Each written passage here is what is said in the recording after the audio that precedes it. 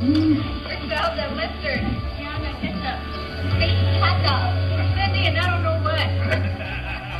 And these guys are holding down the fire right here, man. Woo! Big time. Right on.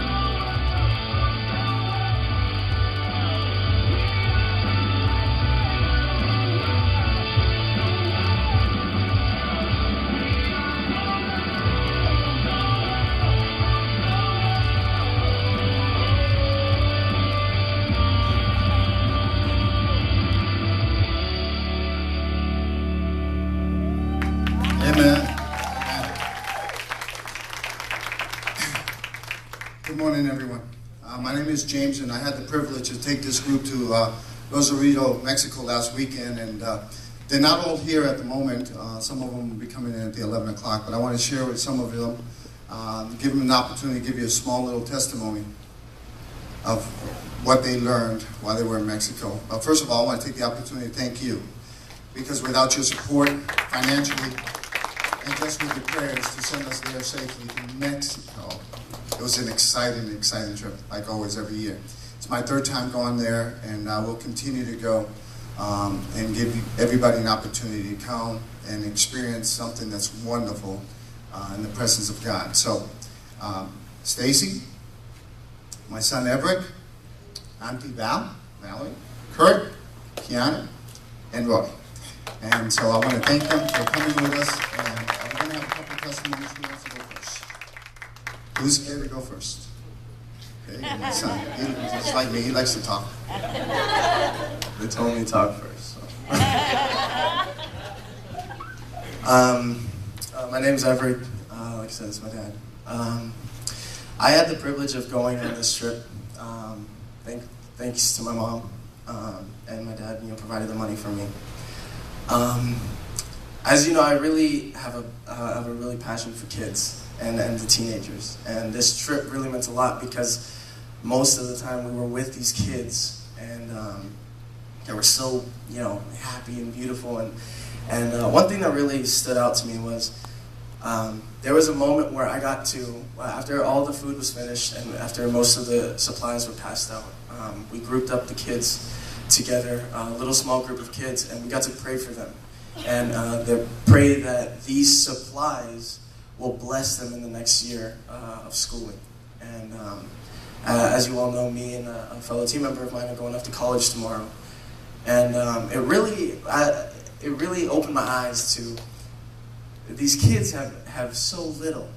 They got one notebook, a couple pencils, a couple crayons. And for the past couple weeks, I've been so worried, Lord, where am I going to get my rent? Where am I going to get my money for groceries and food to feed me? How am I going to get the gas to go to school? And all these worries. And then I had this humbling experience with these kids, and my prayers turned from, Lord, where am I going to get the money? And how are you going to provide? To, Lord, thank you for providing already.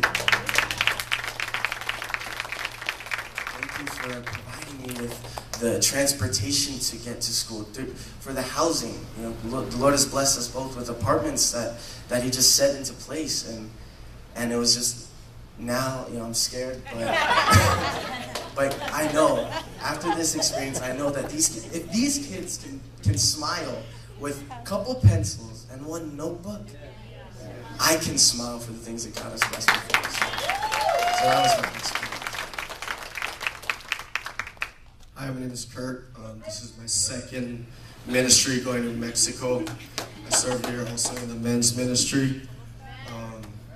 Before we went to the mission, I was kind of undecided on whether I should go or not, and then so I just kept on praying about it, prayed on it, and I just took that step of faith of saying, yeah, I'm gonna go. Nothing's, you know, bad is gonna come out of this. Only good can come out of it. So I decided to go. My wife had to work because we were supposed to leave on a Thursday, but God is so good. He said, you guys aren't going on Thursday, you guys are going on Friday. So then, you know, that's how God works. He's so wonderful. Like, His way is so perfect. But I got to serve with my wife for the first time. Over here. The first day, we went to Mexico. We got there. We met this lady named Sue. She's in charge of the orphanage. She's a physical therapist. She was in California, and her trade is physical therapy. She got a calling from the Lord to go to Mexico and start an orphanage.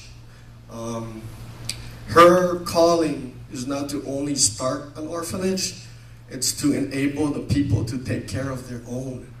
I thought that was so amazing, you know, because, you know, from what she was telling me, her calling is to plant seeds elsewhere, not only in just one place. I was like, that is so amazing, you know. I mean, she could take that step to start an orphanage and then get the calling from God to say, hey, you got to go elsewhere. That's how God works, I think, is like, you think you're there for one thing, but He reveals so much else to you. Another story, the next night, Pastor Don and Pastor Sandy was just talking to us after we did our outreach to the kids. And they're calling, they thought they were there to serve the gringos, which is the people from America that live over there on the beaches. They have a lot of money and stuff. They thought that was their calling. But come to find out, their calling was for not only the people of Vista Marina who we outreach to, but for people that get deported. You have no idea how many people get deported that were actually raised in the U.S. for years. So they, you know, they were raised Americans basically, and then they do something bad, they get deported to Mexico, and there's like hundreds of people that they found that need that help. So now they're finding out that their calling is to serve those people and be there for them. So I think if they didn't take the step of faith first to think that they were going to serve the gringos, then they wouldn't have found out if their true purpose of serving others as well. And I just want to say that whole week I was just drawn to the book of James, which is kind of ironic because James is our leader. But in James 2:26 it says, for the body apart from the spirit is dead, as faith apart from works is dead also. So I want to encourage us to take that step of faith. We've got to put our faith into action like Sue did, like Pastor Don and Sandy did, like Abraham did when he sacrificed his son. And Sarah believed that God would be faithful to His promise to conceive at such an old age. We can take that step of faith, getting over our addictions. I come to you guys transparent. I'm an alcoholic. Seriously. I'm not the alcoholic that has to drink every day, but I'm like a binging alcoholic. But I know if I take that step of faith and cut off the supply, like Dan's message said, I can overcome that. If you have any kind of addictions, bondages, take that step of faith and believe in your faith and believe that you can overcome it and you can get over it. Amen, you guys. Hi,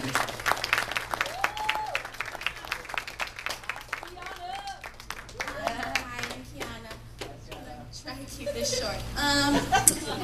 You know, you can see the pictures, you can hear the stories, but you really never know how it is till you experience it for yourself. I know for me it was a real eye-opener. You know, being the oldest of 5 girls, kind of always had more, and always I took that for granted, but it just humbled me and made me appreciate and be thankful for what I have and what my parents have provided for me. I feel like everyone has a plan and a purpose that only God can see for you, and it's not coincidence that you're here today to hear all these testimonies. You know, if God has called you to go on a mission, go and share and spread the love of God, because I promise it would change you as it did for me. Thank you.